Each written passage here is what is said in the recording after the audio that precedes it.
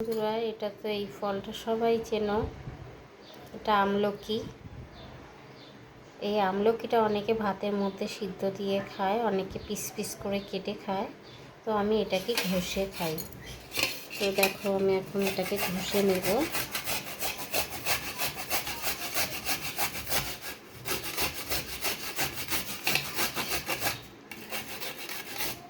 এই যে পুরোটাই ঘষে নেব। তোমরা রেগুলার যদি একটা করে খেতে পারো বন্ধুরা, খুবই উপকারী।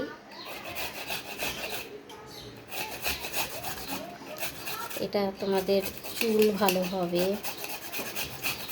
মানে অনেকেই জানো, তবুও আমি বলছি।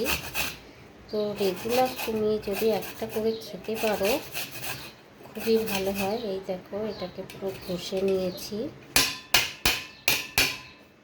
এই যে কতটা হয়েছে দেখেছো। এটার মধ্যে আমি হালকা বিট নুন দেব, দিয়ে এটাকে আমি ভাত খাওয়ার পরে খাবো। ভাত খাওয়ার পরে খেলে কি হয়, খালি পেটে টক, তো খালি পেটে না খাওয়াটাই ভালো।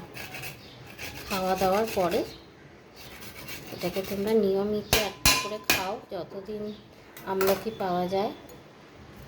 খুবই উপকারী। টাটা বন্ধুরা।